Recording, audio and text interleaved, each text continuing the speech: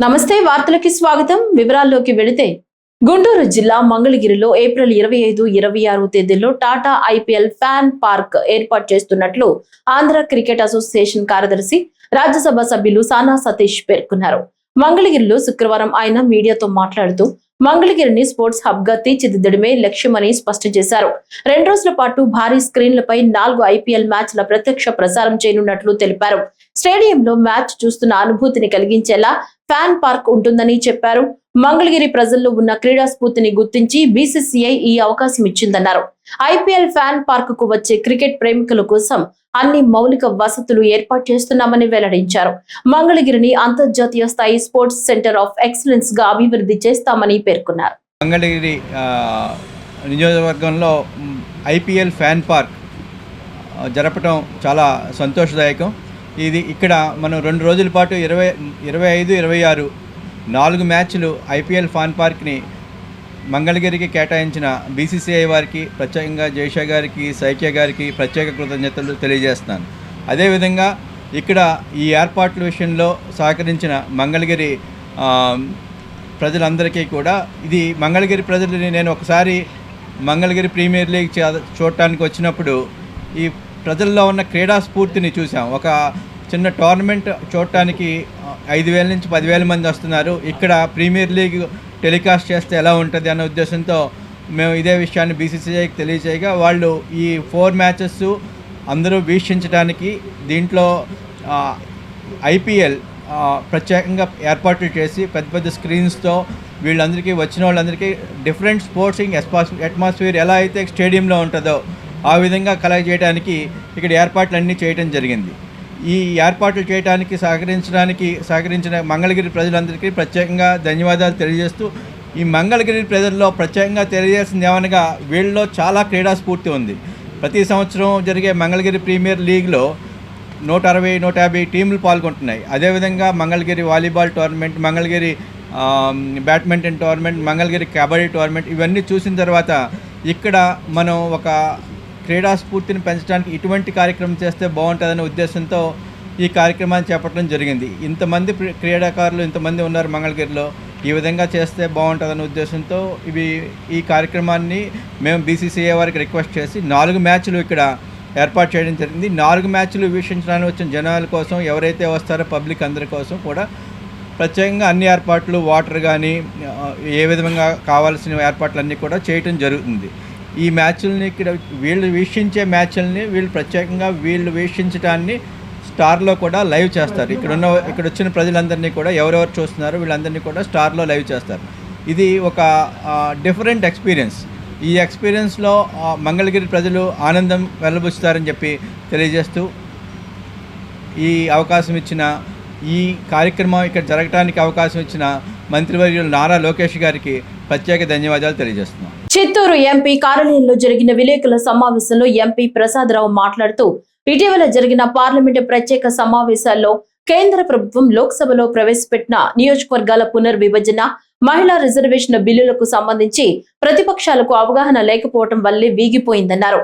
మహిళా reservation bill 2023లో ఆమోదం పొందినప్పుడు అందులో ఒక క్లాజ్ ను రూపొందించారని, జనాభా లెక్కల సేకరణ పూర్తయ్యాక డీలిమిటేషన్ ప్రాతిపదికన నూతన రిజర్వేషన్ బిల్లు రూపొందించి అమలు చేయడమే క్లాజ్ ఉద్దేశమన్నారు.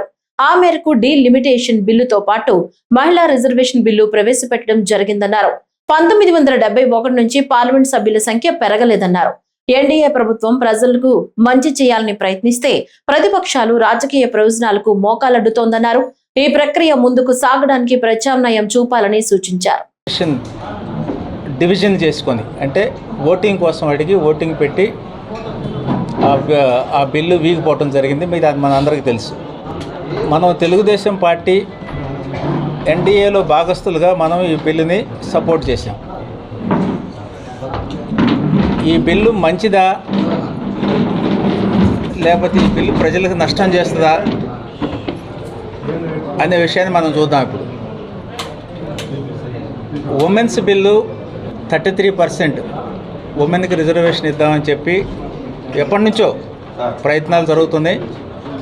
అయితే 2023లో అపోజిషను, తర్వాత ట్రెజరీ బెంచెస్ అందరూ కూడా కన్సెన్సస్ మీద ఈ బిల్లు పాస్ చేయడం జరిగింది.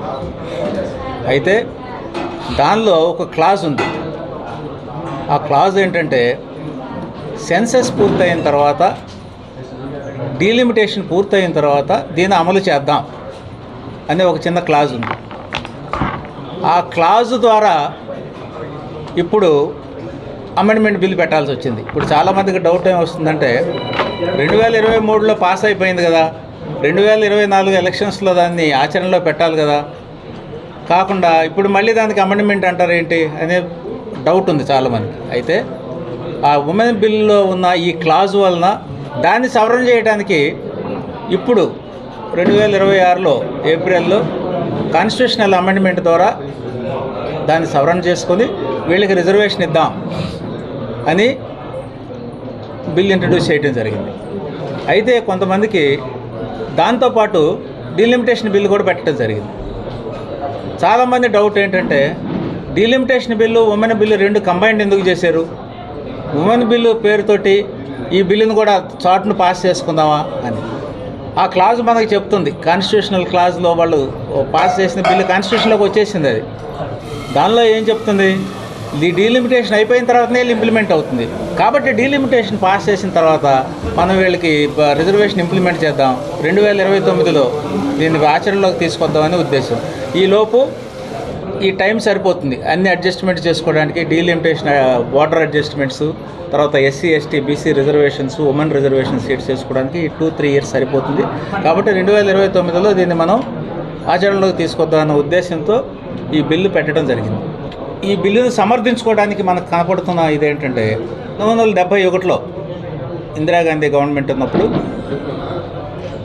ఈ దేశంలో పాపులేషన్, ప్రజలు విపరీతంగా పెరిగిపోతున్నారు, దీన్ని కంట్రోల్ చేయాలంటే 543 సీట్లని మనం రిస్ట్రిక్ట్ చేద్దాం అని చెప్పి సీజ్ చేశారు. 42nd అమెండ్మెంట్ కూడా, కాన్స్టిట్యూషనల్ అమెండ్మెంట్ కూడా సీజ్ చేశారు. దాన్ని 2001లో వాజ్పేయి గారి గవర్నమెంట్లో కూడా అనదర్ 25 ఇయర్స్ దాన్ని ఎక్స్టెండ్ చేశారు. అంటే 1971 నుంచి ఇప్పటి వరకు 543 సీట్లే ఉన్నాయి. ప్రకాశం జిల్లా చీముకుర్తి మెప్మా కార్యాలయం నందు శ్రీ అభయ సేవా ఫౌండేషన్ ఆధ్వర్యంలో ఏర్పాటు చేసిన చలివేంద్రమును కమిషనర్ రామకృష్ణయ్య శనివారం ప్రారంభించారు. ఈ సందర్భంగా మాట్లాడుతూ వేసవి కాలం నందు కార్యాలయానికి వచ్చే ప్రజలకు మెప్మా సిబ్బందికి దాతల సహాయ సహకారాలతో చలివేంద్రములు ఏర్పాటు చేయడం అభినందనీయమని పేర్కొన్నారు. తదుపరి మెప్మా ఆర్పీలకు శ్రీ అభయ సేవా ఫౌండేషన్ వ్యవస్థాపక అధ్యక్షుడు మద్దాలి మాధవరావు గొడుగులు పంపిణీ చేశారు. మనకి మా మద్దాలి పవన్ కుమార్ జ్ఞాపకార్థంగా శ్రీ అభయ సేవా ఫౌండేషన్ ఆధ్వర్యంలో, శ్రీ అభయ కళారాధన సాంస్కృతిక సాహిత్య సేవా సంస్థ ఆధ్వర్యంలో ప్రతి సంవత్సరం మన మెప్ప ఆఫీస్కి ఆడపిల్లలకి ఇబ్బందులు పడకుండా మన చంద్రబాబు గారి యొక్క నేతృత్వంతో ఇక్కడ మన కమిషనర్ గారు అడిగిన వెంటనే వచ్చారు. మన రమణయ్యన్న అనగానే మాత్రం అంటే నాకు అంతకన్నా కావాల్సి ఉన్నారు. ఏమన్నాడంటే యువకుడు మన పట్టణానికి ఒక నాంది, ఒక మూల పురుషుడు చలవయ్య గారు వచ్చి మీ అందరికీ నా నమస్కారాలు. ప్రతి సంవత్సరం ఇలా ఆనవాయితీగా ప్రతి సంవత్సరం ఇచ్చేది ఇలాగనే గొడుగులు రెండోది చలివేంద్రం ప్రతిరోజు కూడా బయటికి పోకుండా మీకు హ్యాపీగా ఉండేట్టుగా ఏర్పాటు చేశాము. మాకు ఈ కార్యక్రమానికి ప్రప్రదంగా మనకి మున్సిపల్ మనకి కమిషనర్ గారు చేతుల మీద రిబ్బన్ కటింగ్ చేయాల్సిందిగా కోరుతున్నాం.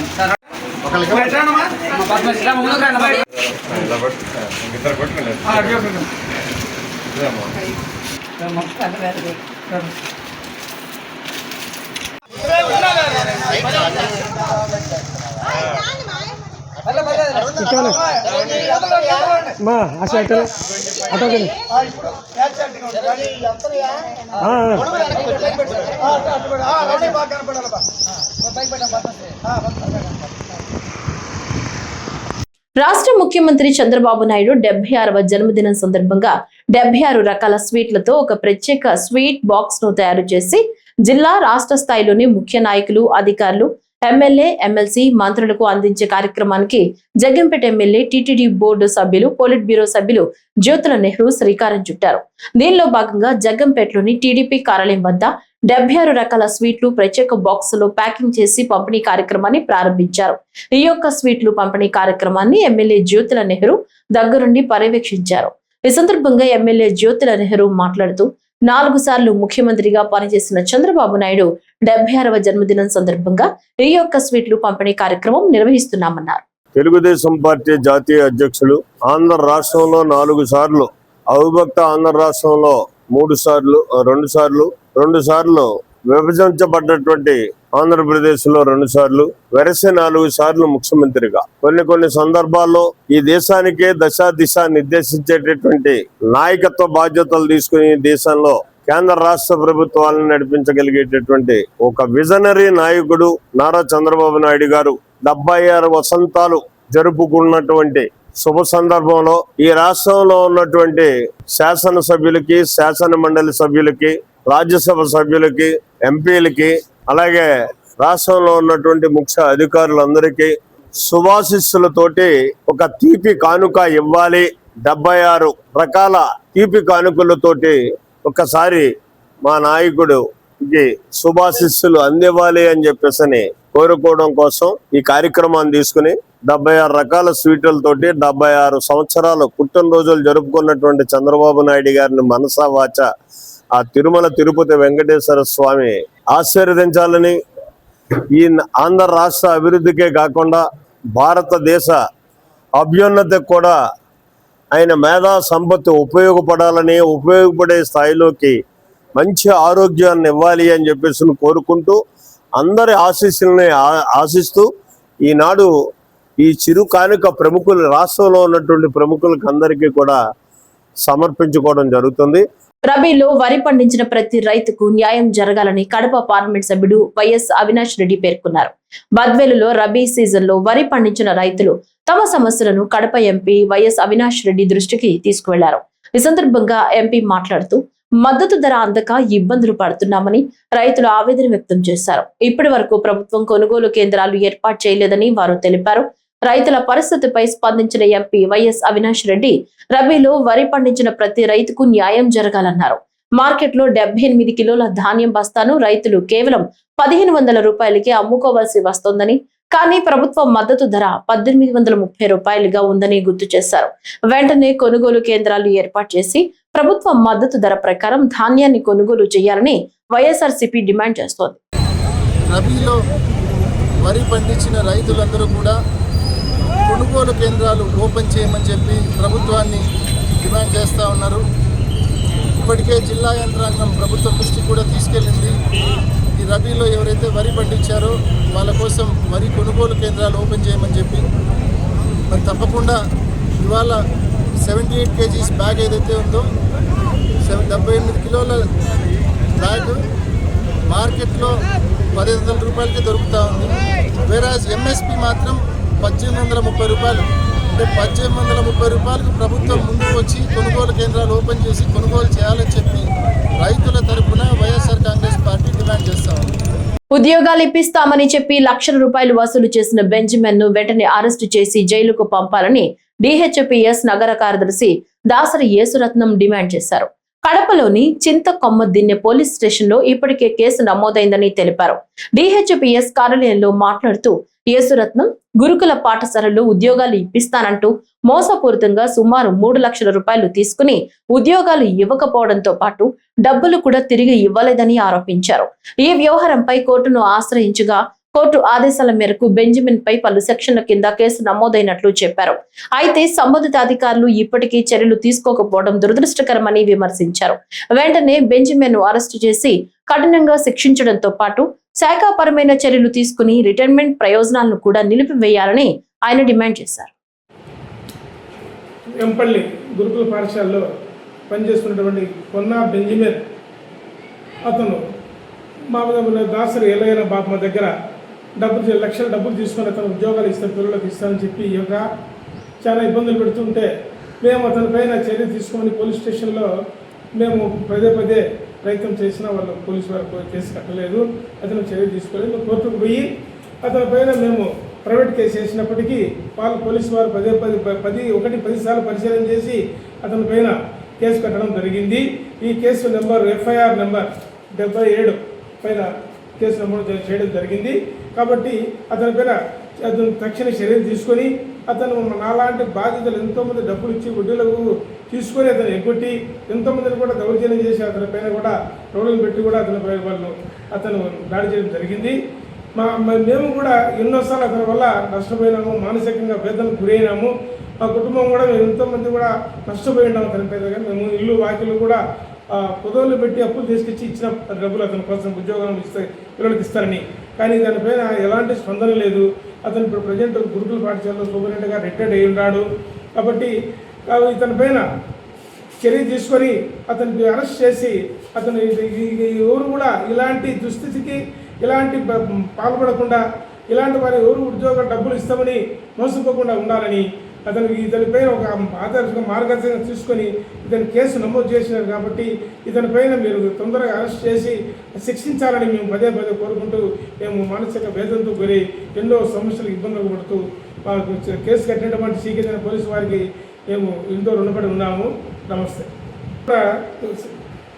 గతంలో కూడా గురుకుల పాఠశాలకు వాళ్ళ అతని పైన మేము అర్జీ పెట్టడం జరిగింది. అప్పుడు డీసీ వారు కూడా అతన్ని పరిశీలన చేసి అతని తప్పు లేదని వాళ్ళేమో అతని వైపే మొగ్గు చూపి అతనికే న్యాయం చేయాలని చూసినారు. మేము కోర్టులో పోయి కూడా అతను కాదని, నిజం కాదని మేము కూడా రుజువు చేస్తే తేలింది. ఇప్పుడు కూడా ఆ విషయం పైన వాళ్ళు స్పందించడం లేదు. ఇది వాస్తవం అవాస్తవం మరొకసారి పరిశీలన చేసి అతనిపైన గురుకుల పాఠశాల డీసీఓ గారు ఇతనికి తక్షణం వీళ్ళు చర్య తీసుకొని అతని పైన కఠిన చర్య మీరు అతని పైన వచ్చి రాబోయేటటువంటి రిటైర్డ్ అయినాడు కాబట్టి అతని పెన్షను కొన్ని అతనికి ఇలాంటి విషయాలు వచ్చే కట్ చేస్తాం.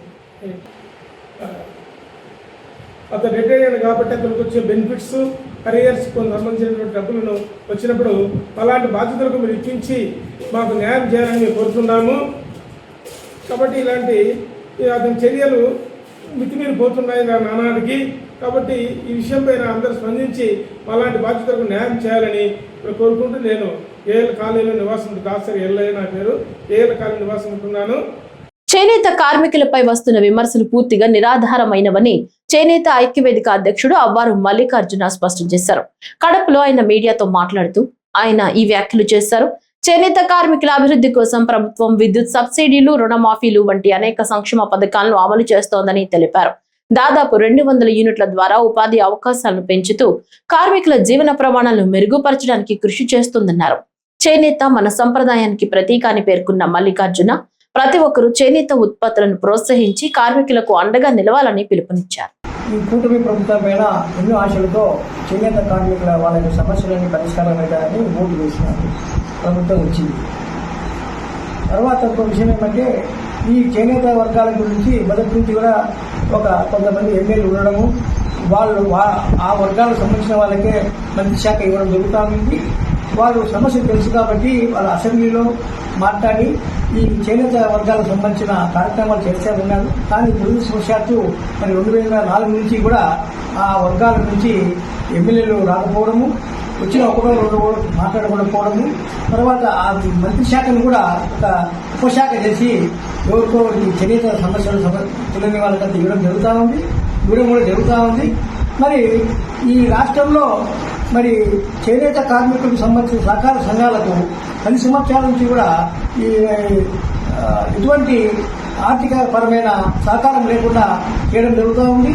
మరి వాళ్ళు సొంతంగా మరి సొసైటీ నడుపుకుంటూ వారి యొక్క గుడ్డను ఆప్కోకు విక్రయిస్తారు.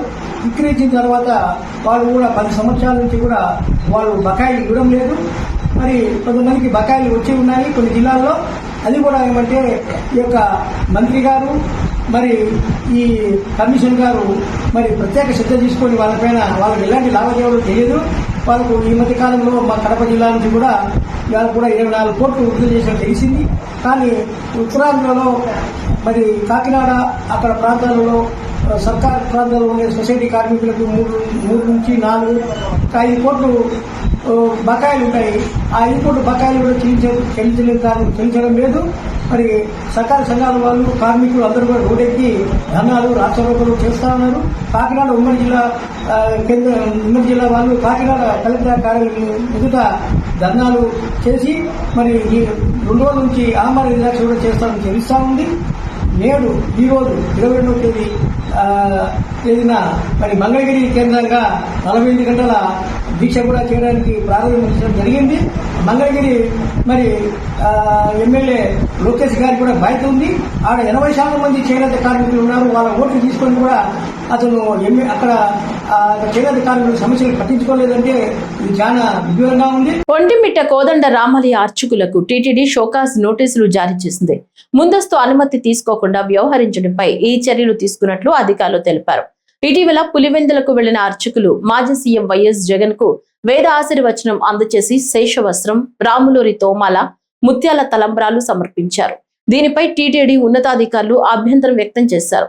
ఈ ఘటనకు సంబంధించి అర్చకులు ఏ శ్రవణ్ కుమార్, వీణా మనోజ్ కుమార్, కె పార్థసారథికి ఉప కార్యనిర్వహణాధికారి ఏ ప్రశాంతి షోకాజ్ నోటీసులు జారీ చేశారు. 2 రోజులుగా వివరణ ఇవ్వాలని ఆదేశించారు.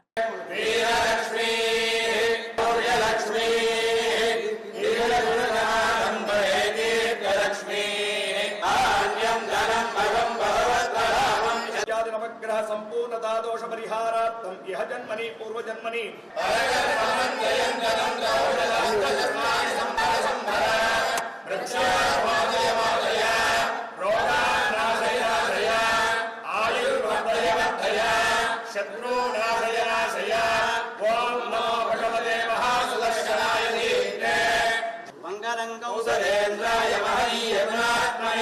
రాజా రామచంద్ర స్వామినః సంపూర్ణ కృపాస్తు.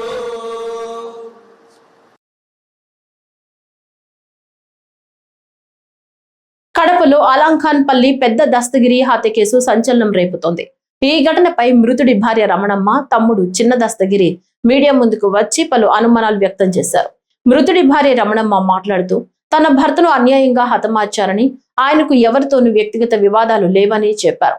దాదాపు 30 ఏళ్లుగా రియల్ ఎస్టేట్ వ్యాపారం చేస్తున్నప్పటికీ ఎవరిని మోసం చేయలేదని తెలిపారు.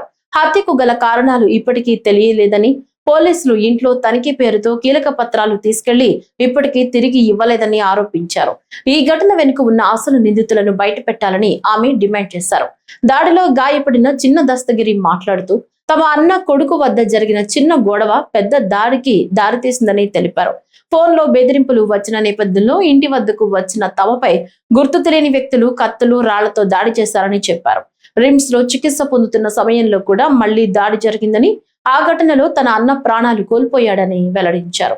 ఈ కేసు వెనుక కొందరు పెద్దల ప్రమేయం ఉండొచ్చని అనుమానం వ్యక్తం చేస్తూ పోలీసులు పూర్తి స్థాయిలో దర్యాప్తు చేసి నిజాలను వెలికి తీయాలని కోరారు. చంపుతాను, మాకు వదులుతా 5 నిమిషాల్లో చంపుతానని 2 వ్యక్తులు ఆమెను పట్టుకుని మేము చెట్టుకు ఏదో ఒకటి తీసుకొని వచ్చి కట్టేసి పోలీసు వాళ్ళకి అప్పగియాలంటే వాళ్ళు ఇదిలిచ్చుకొని వాళ్ళు ఫోన్లు చేసుకొని మళ్ళీ 4 మనుషులను పిలిపించుకున్నారు. ఆ 4 వస్తానే వీళ్ళు అందరినీ ఇడిపించుకొని అందరినీ భయభ్రాంతులు చేసి కత్తులతో కట్రాళ్ళు ఎత్తినారు. మా ఇంటికనే కట్రాళ్ళు, చెట్టుకు చుట్టూ కట్రాళ్ళు పెట్టుకుంటాం, రాళ్ళు పెట్టుకుంటాం కదా, ఆ రాళ్ళు తీసుకొని ఇంత రాళ్ళు ఎత్తి వేసి ఎవరన్నా పోనీలు అయ్యోలో పాపం అన్నోళ్ళని కూడా ఒక ఆయమను ముసలామను దొబ్బినారు. ఆమెకు నడుములు ఇరిగినాయి. ఇంకొక ఆయపను చెయ్యి అడ్డం పెడితే చెయ్యికి కత్తితో పొడిచినారు. కత్తితో పొడిచి ఆయనకు 10 గుట్లు పడినాయి. తర్వాత నేను పోతే నన్ను కింద వేసి దొబ్బి నా మీద ఎక్కి ఈడ పొడిచినారు, అరిచేతిలో పొడిచినారు, అరిచేతిలో ఇక్కడ పొడిచినారు, ఇక్కడ కాలుకు గాయమైంది నాకు. తర్వాత ఈమెకు కట్రాయి వేసినారు, మా అన్న మీద వేసినారు. ఆడి నుంచి మేము 108కి ఫోన్ చేసినాము. ఫోన్ చేస్తే అది గంటన్నరకు వచ్చింది. తర్వాత పోలీసు వాళ్ళకి ఫోన్ చేసినారు, పోలీసు వాళ్ళు రాలేదు. 108లో మేము దెబ్బలు తగిలిన వాళ్ళు కటారి దస్తగిరి, నేను కలమల చిన్న దస్తగిరి, నేను మౌలాలమ్మ, ఇంకొక ముసలాయమ్మ సంటెక్క, ఈ 4 108లో ఎక్కించినారు. గంటన్నర తర్వాత రిమ్స్ వచ్చిన తర్వాత రిమ్స్ పోయిన తర్వాత వాళ్ళు ఆల్రెడీ మమ్మల్ని చంపేదానికి వచ్చిన వాళ్ళు ఆల్రెడీ ఉన్నారు రిమ్స్లో, ఓపీలో. మేము ఉండాము అదే రూమ్లో, వాళ్ళు ఒక రూమ్లో ఉన్నారు, మేము అదే రూమ్లోనే ఉన్నాం. వాళ్ళందరూ మమ్మల్ని చూసినారు. మేము ఆరోగ్యం చూపించుకుంటాము, దెబ్బలు చూపించుకున్నాము, ఓపీలు రాపించుకున్నాము. ఇంకా మాకు ఎక్స్రేలు తీపించుకొని రాకుండా అన్నాడు. అందరికీ ఎక్స్రేలు తీపించినాడు. మా అన్న తీపించినాడు. ముందు అందరికీ చూపించిన తర్వాత ఓపీలో నుంచి బయటికి ఒక 500 అడుగులు నడిచి వచ్చానే చెట్ల పొదల్లో నుంచి వచ్చి సడన్గా వచ్చేసినారు. సడన్గా వచ్చి కత్తులతో 1 నిమిషంలోనే కత్తులతో పొడిచినారు. అందరు చుట్టుకొని 5 మంది చుట్టుకొని పొడిచినారు. నేను అడ్డం పోతే నన్ను పొడిచినారు. నాకు 8 కత్తిపోట్లు. మా అన్న ఒరిగిపోయినాడు. ఒరిగిపోతానే నేను ఇంకా తప్పించుకోవాలని పరిగెత్తిన. నన్ను పొడిచినారు. పొడిచిన తర్వాత మా కోసం మా బంధువులు వాళ్ళు వీళ్ళు మా వెనకమ్మడి వచ్చిన వాళ్ళు కూడా భయభ్రాంతులై పరిగెత్తినారు. 20 మంది దానా మా వాళ్ళు మా వెనకమ్మడి వచ్చిన వాళ్ళందరూ 20 మంది మా కత్తిపోట్లు చూసి వాళ్ళు భయపడి వెళ్ళిపోయినారు, పరిగెత్తిపోయినారు. నన్ను పొడిచినారు. నన్ను పొడిస్తే నేను పరిగెత్తినా కదా, ముబ్బులో ఆ చీకట్లో కనపరానని బైక్తో ఎమ్మడిచ్చి బైక్ తగిలిచ్చి మళ్ళీ బైక్ వెలిగించి మళ్ళీ గుద్దడము, పిడిగుద్దులు, కత్తిపోట్లతో పొడిచినారు. వాళ్ళ బైక్ మీద నేను ఒరిగితే ఆమె కత్తిపోట్లు పడినాయి చుట్టూ, అవి లోపలికి పోలేదు. అందుకు నేను బతికిపోయినా. అది జరిగింది. పేర్లు అయితే తెలియదు. రాజారవి గ్యాంగు, చెన్నూరు గ్యాంగ్ అంట, అలంకాన్పల్లెలో గ్యాంగు, వెంకటేశు, మనోహరు, ఆనందు వీళ్ళని పేర్లు తెలుసు. ఇంకా వీళ్ళ గ్యాంగులో ఎంతమంది ఉన్నారో చుట్టూ అలంకాన్పల్లె చుట్టూ ఉన్నారు. చెన్నూరులో నుంచి వచ్చి అలంకాన్పల్లె సెటిల్ అయ్యి వీళ్ళు ఆ బుద్ధుడికే 4 గలాటలు చేసినారు. మాది 4వ గలాట. ముందు ఒకరిని కొట్టినారు గంగమ్మ జాతరలో, అతనికి కుట్లు పడినాయి. వాళ్ళు మళ్ళీ కేసు పెడితే కొడతామంటే వాళ్ళు భయపడి కేసు పెట్టలేదు. మా మనుషులను కూడా భయపడిచ్చినారు. ఆ బుద్ధి నైట్ ఇంటికి వచ్చింటే మీరు ఏమన్నా కేసు గీసి పెడితే కన్నా మళ్ళీ మిమ్మల్ని కూడా చంపుతామని మా వాళ్ళతో భయపడిచ్చినారు. వాళ్ళు భయపడి మాకు వచ్చి చెప్పుకున్నారు. ఇట్లా మళ్ళీ భయపడిస్తున్నారు, మేము సాక్ష్యం చెప్తే మమ్మల్ని చంపుతారని. కడప జిల్లా బద్వేలు పట్టణంలో డాక్టర్ బిఆర్ అంబేద్కర్ విగ్రహాన్ని ఘనంగా ఆవిష్కరించారు. ఈ కార్యక్రమాన్ని కడప ఎంపీ వైఎస్ అవినాష్ రెడ్డి ఆధ్వర్యంలో నిర్వహించారు. ఈ వేడుకలో MLA doctor Dasari Sudha, MLC DC Govind Reddy, విగ్రహ నిర్మాణ కమిటీ సభ్యులు పాల్గొన్నారు. కార్యక్రమం సందర్భంగా అంబేద్కర్ విగ్రహానికి పూలమాలలు వేసి నివాళులర్పించారు. ఈ సందర్భంగా ఎంపీ వైఎస్ అవినాష్ రెడ్డి మాట్లాడుతూ సమాజంలో సమానత్వం కోసం జీవితాంతం పోరాడిన మహానుభావుడు డాక్టర్ బిఆర్ అంబేద్కర్ అని కొనియాడారు. ఆయన రచించిన భారత రాజ్యాంగం వల్లే ప్రతి ఒక్కరూ స్వేచ్ఛగా జీవించే హక్కులు పొందుతున్నారని పేర్కొన్నారు.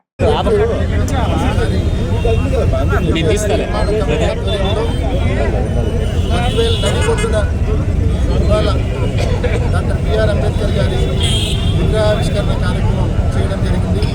నిజంగా అందరం కూడా నాతో పాటు స్థానిక ఎమ్మెల్యే డాక్టర్ సుధమ్మ గారు, ఎమ్మెల్సీ గోవింద్ రెడ్డి గారు, అదేవిధంగా విగ్రహ నిర్మాణ కమిటీ సభ్యులు, సభ్యులందరూ, అదేవిధంగా స్థానికంగా ఉన్న వైసీపీ నాయకులు, ప్రజలు అందరి సమక్షంలో ఎంతో ఘనంగా ఇవాళ డాక్టర్ బిఆర్ అంబేద్కర్ గారి విగ్రహావిష్కరణ చేయడం జరిగింది. నిజంగా సమాజంలో సమానత్వం కోసం పాటుపడిన మహనీయుడు డాక్టర్ బిఆర్ అంబేద్కర్ గారు. ఇవాళకి కూడా ఆయన నిర్మించిన రాజ్యాంగం, ఇవాళకి కూడా మనము ఆ రాజ్యాంగం వల్ల ఎంతో స్వేచ్ఛగా దేశంలో ప్రతి ఒక్కరు కూడా ఉన్నారంటే డాక్టర్ బిఆర్ అంబేద్కర్ గారు నిర్మించినటువంటి రాజ్యాంగం వల్ల. అటువంటి మహనీయుని ఆశయాలు మరి ముందుకు తీసుకెళ్లే విషయంలో ప్రతి ఒక్కరూ కూడా తప్పకుండా కృషి చేయాలని మనవి చేస్తూ, మరి ఆ మహనీయుని ఆశీస్సులు ముందుకు తీసుకెళ్తున్న ప్రియతమ నాయకులు మాజీ ముఖ్యమంత్రి శ్రీ వైఎస్ జగన్మోహన్ రెడ్డి గారికి అందరి ఆశీస్సులు ఉండాలని మనస్ఫూర్తిగా కోరుకుంటున్నాను. ప్రియుడితో జరుగుతున్న ప్రేమాయణంపై భర్త అనుమానం వ్యక్తం చేయడంతో భర్తను అడ్డు తొలగించుకోవాలని భార్య తన ప్రియుడితో కలిసి భర్త హత్యకు స్కెచ్ వేసి చివరకు పోలీసులకు పట్టుబడిన సంఘటన కడప జిల్లా ప్రొద్దుటూరులో చోటు చేసుకుంది. ప్రొద్దుటూరు మండలం లింగాపురం గ్రామానికి చెందిన ఈశ్వర్రెడ్డి అనే వ్యక్తికి ప్రొద్దుటూరు పట్టణానికి చెందిన శిల్పాకు 15 సంవత్సరాల క్రితం వివాహం జరిగింది. వీరికి 3 పిల్లల సంతానం. అయితే ఇటీవల ఆరోగ్యం బాగాలేదని శిల్ప ప్రొద్దుటూరు ప్రభుత్వ ఆసుపత్రిలో చికిత్స నిమిత్తం వెళ్లింది. అక్కడ అటెండర్ గా పనిచేస్తున్న సుధీర్ శిల్పకు పరిచయం అయ్యాడు. హాస్పిటల్లో రిపోర్ట్స్ రాగానే ఫోన్ చేస్తానని చెప్పి శిల్ప నెంబర్ తీసుకున్న సుధీర్ శిల్పతో తరచూ మాట్లాడుతూ వారి స్నేహం కాస్త అక్రమ సంబంధానికి దారితీసింది. శిల్ప ఎప్పుడు ఫోన్లో మాట్లాడుతుండడం గమనించిన భర్త ఈశ్వర్రెడ్డి శిల్పను మందలించాడు. శిల్ప ప్రవర్తనపై ఈశ్వర్రెడ్డికి అనుమానం రావడంతో ఇక తన భర్త వల్ల ఇబ్బంది కలుగుతుందనే ఆలోచనతో శిల్ప తన ప్రియుడికి జరిగిన విషయాన్ని తెలిపింది. ఈశ్వర్రెడ్డి ఉంటే ఎప్పటికైనా తమ సంబంధానికి అడ్డు వస్తాడని ఇరువురు కలిసి ఈశ్వర్రెడ్డిని హత్య చేయడానికి కుట్ర పన్నారు. ప్రియుడు సుధీర్ తనకు మిత్రుడైన రాజుపాలెం మండలానికి చెందిన వినయ్ అనే పాత రౌడీ షీటర్ను సంప్రదించాడు. ఈశ్వర్రెడ్డిని హత్య చేసేందుకు సత్యసాయి జిల్లా హిందూపురం పట్టణానికి చెందిన సుపారీ గ్యాంగ్ తో రౌడీ షీటర్ వినయ్ 10 లక్షలకు ఒప్పందం కుదిరించాడు. అందుకు గాను శిల్ప తన నగలను తాకట్టు పెట్టి 5 లక్షల రూపాయలు సుపారీ గ్యాంగ్ కు అప్పజెప్పారు.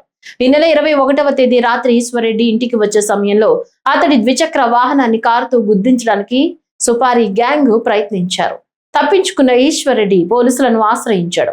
వెంటనే అప్రమత్తమైన పోలీసులు అయ్యప్ప స్వామి గుడి వద్ద వెడుతున్న సుపారీ గ్యాంగ్ సభ్యుల వాహనాలను అడ్డుకుని హిందూపురంకు చెందిన 5 మంది కిరాయి ముఠాను, అలానే ప్రియుడు సుధీర్, అతని స్నేహితులు 5 మంది, ప్రియురాలు శిల్పాను పోలీసులు అదుపులోకి తీసుకుని విచారణ చేయడంతో శిల్ప, సుధీర్ కలిసి భర్త ఈశ్వర్రెడ్డిని హత్య చేయాలనుకున్న విషయం బయటపడింది.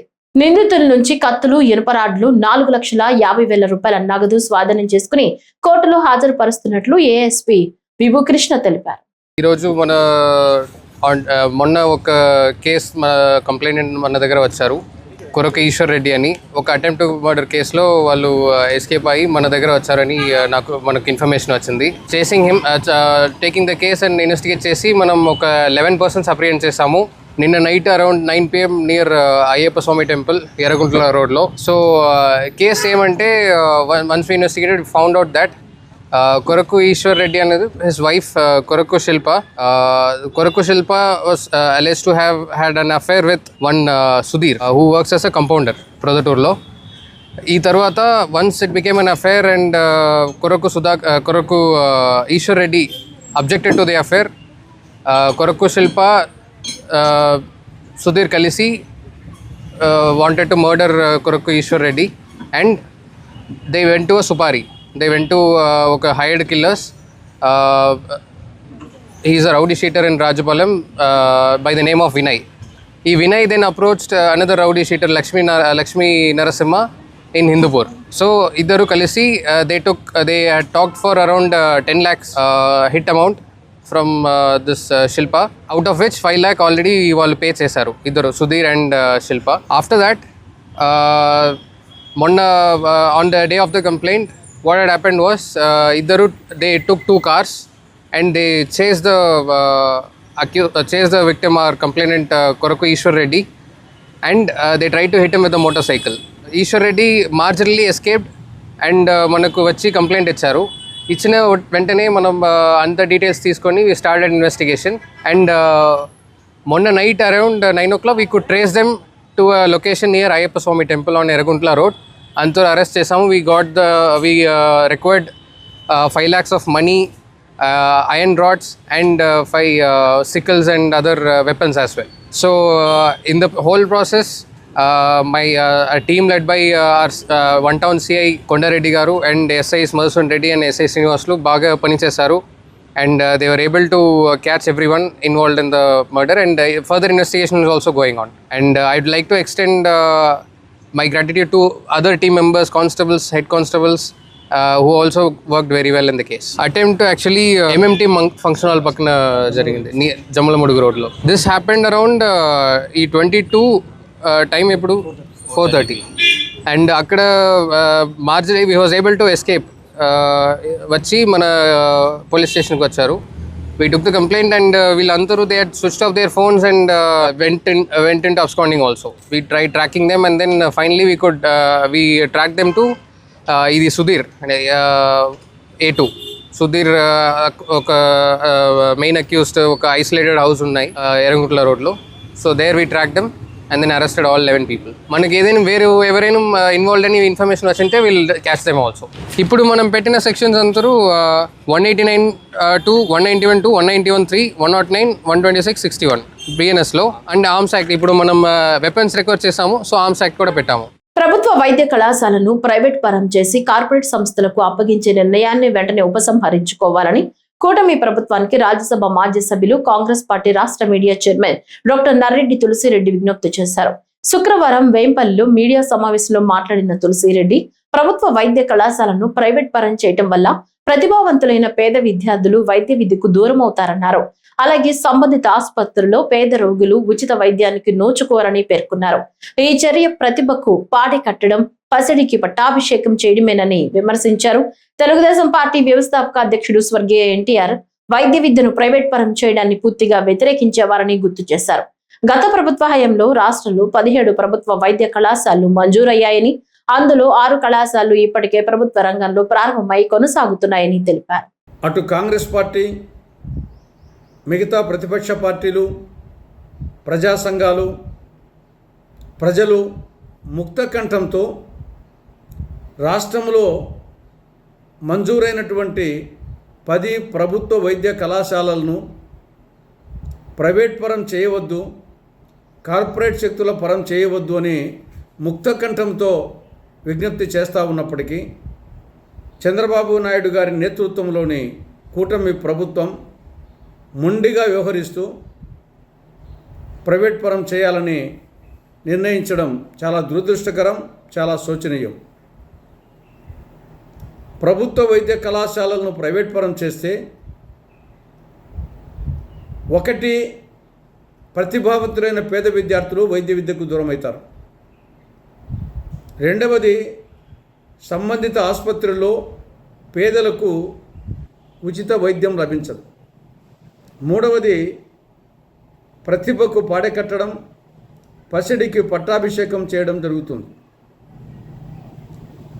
వాస్తవంగా తెలుగుదేశం పార్టీ వ్యవస్థాపక అధ్యక్షుడైన ఎన్టీ రామారావు గారే వైద్య విద్యను ప్రైవేట్ పరం చేయడాన్ని ప్రారంభంలోనే పార్టీని ప్రారంభించినప్పుడే ఆయన ఆ విధానాన్ని వ్యతిరేకించారు. గత జగన్ ప్రభుత్వం హయాంలో రాష్ట్రంలో 17 ప్రభుత్వ వైద్య కళాశాలలు మంజూరు కావడం జరిగింది. అందులో 6 వైద్య కళాశాలలను గత ప్రభుత్వమే ప్రభుత్వ రంగంలో ప్రారంభించడం జరిగింది. విజయనగరం, రాజమండ్రి, ఏలూరు, నంద్యాల, మచిలీపట్నం, పాడేరు ఈ ఆల్రెడీ ప్రభుత్వ రంగంలోనే రన్ అవుతున్నాయి. పిడుగురాలకు సంబంధించి కూటమి ప్రభుత్వం ఈ విద్యా సంవత్సరం నుండి ప్రభుత్వ రంగంలోనే ప్రారంభించాలని నిర్ణయించింది, సంతోషం.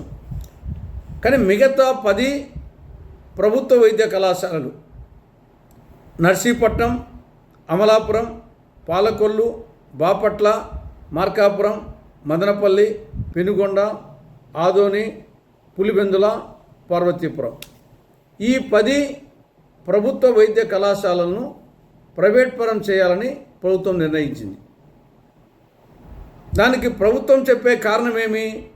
ప్రభుత్వం దగ్గర డబ్బులు లేవు కాబట్టి నిర్వహించేటందుకు డబ్బులు లేవు కాబట్టి ప్రైవేట్ పరం చేస్తామంటున్నారు. కడప జిల్లా వేంపల్లిలో వైఎస్ఆర్ కాంగ్రెస్ పార్టీ రాష్ట్ర ప్రధాన కార్యదర్శి సింగారెడ్డి సతీష్ కుమార్ రెడ్డి టీడీపీ ప్రభుత్వం, ముఖ్యమంత్రి చంద్రబాబు ఎల్లో మీడియాపై తీవ్ర స్థాయిలో విమర్శలు గుప్పించారు.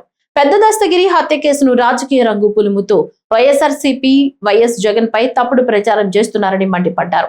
టీడీపీ నేతలు తప్పుడు అజెండాలతో ప్రజల్ని తప్పుదోవ పట్టిస్తున్నారని సింగారెడ్డి సతీష్ కుమార్ రెడ్డి ఆరోపించారు. టీడీపీ మంత్రులు జుగుప్సాకరంగా మాట్లాడుతున్నారని విమర్శించారు. పెద్ద దస్తగిరి కుమారుడు చాలా స్పష్టంగా పోలీసులకు ఫిర్యాదు చేసినప్పటికీ దానిని పట్టించుకోకుండా ఈనాడు, ఆంధ్రజ్యోతి వంటి ఎల్లో పత్రికలు వైఎస్ఆర్సీపీకి, వైఎస్ జగన్ కు లింక్ పెడుతూ నీచమైన కథనాలు రాస్తున్నాయని ఆగ్రహం వ్యక్తం చేశారు. వయసు పెరిగే కొద్దీ చంద్రబాబు మరింత నీచంగా మాట్లాడుతున్నారని, వైఎస్ జగన్మోహన్ రెడ్డి మీద నిందలు వేయడానికి సిగ్గులేదా అని ప్రశ్నించారు. దమ్ముంటే వైఎస్ జగన్ తో నేరుగా రాజకీయ యుద్ధం చేయాలని సవాల్ విసిరారు. ఆంధ్రజ్యోతి అంటే చంద్రబాబు, చంద్రబాబు అంటే టీడీపీ అన్నట్టుగా పరిస్థితి మారిపోయిందని విమర్శించారు.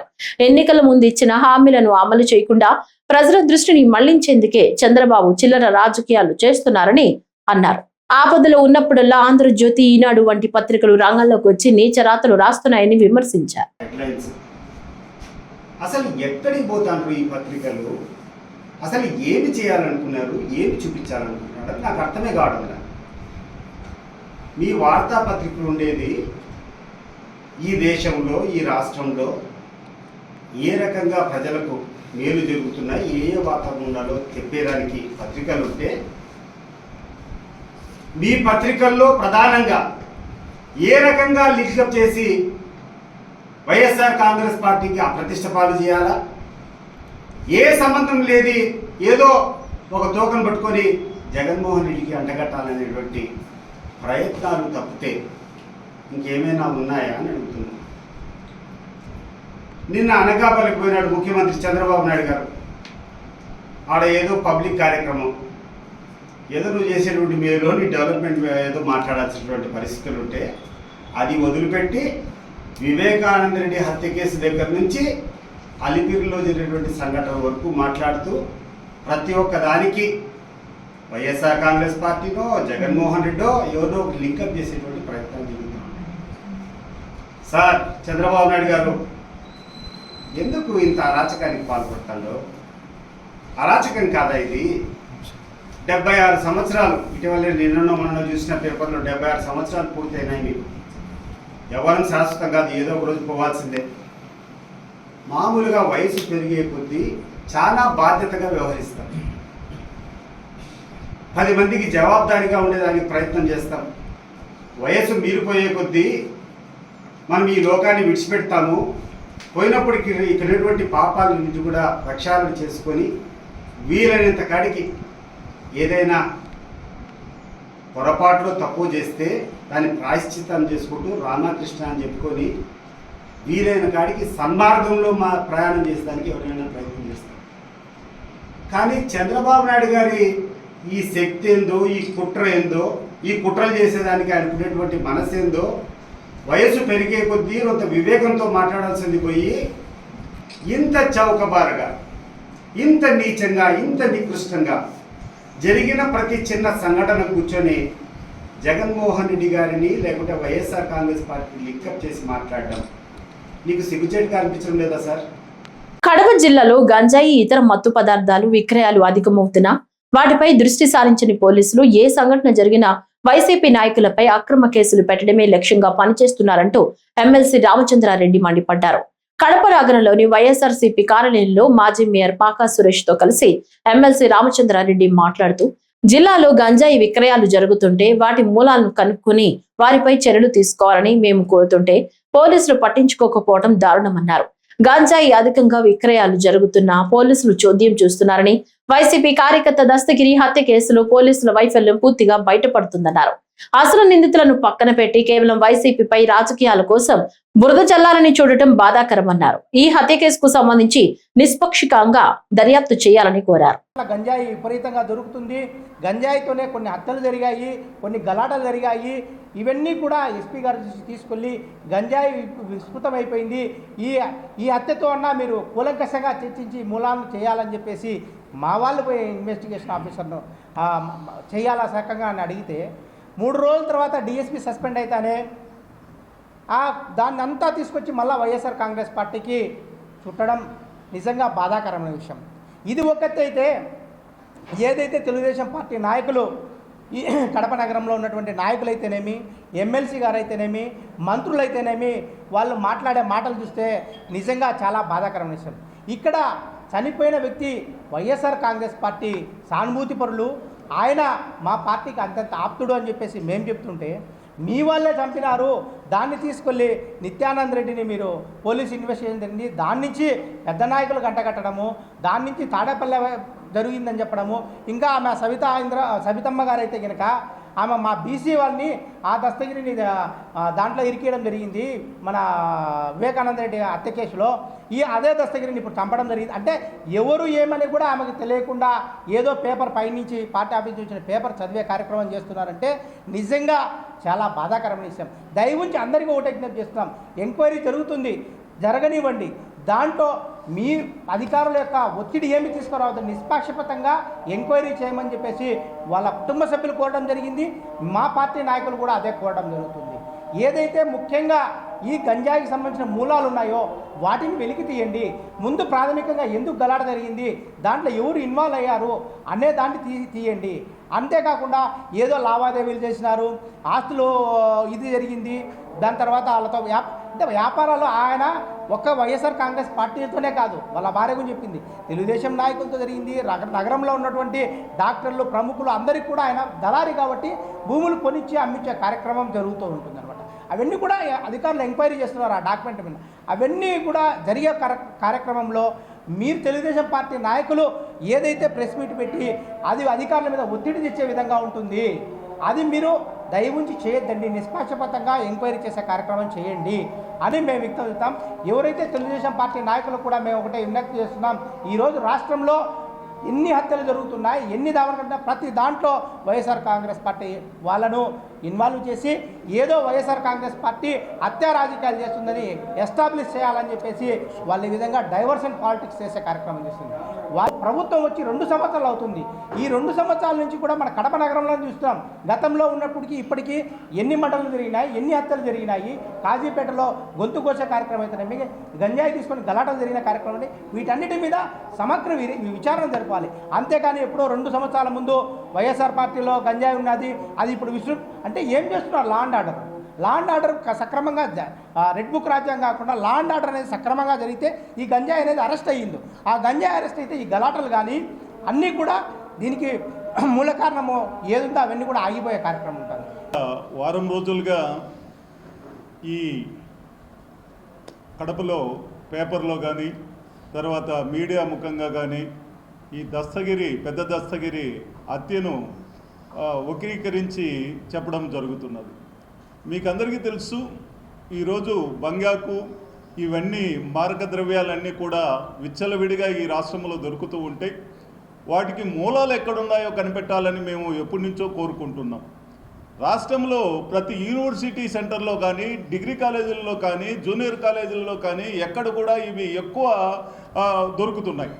ఈ గంజాయి అంతా కూడా ఇలా దొరకడం వల్లనే విద్యార్థులు కావచ్చు, యువకులు కావచ్చు పాడైపోతున్నారు. ఇందులో భాగంగానే ఈ చెన్నూరు, అలంకానపల్లి పరిసరాల్లో ఈ గంజాయి తాగేటటువంటి యువకులంతా కూడా, చిల్లర్ గ్యాంగ్ అంతా కూడా ఈ హత్య చేయబడడం జరిగింది. పెద్ద దస్తగిరి అనేటటువంటి వ్యక్తిని చిన్న చిన్న గొడవలతో హత్య చేయబడడం జరిగింది. దాన్ని అట్లా తిప్పి రాజకీయ రంగు పులిమి వైసీపీ నాయకులకు అంటగట్టాలనేది తెలుగుదేశం వాళ్ళు చేస్తున్నటువంటి ప్రయత్నంలో భాగంగా కనిపిస్తున్నారు. ఈ వార్తలు ఇంతటితో సమాప్తం. నమస్కారం.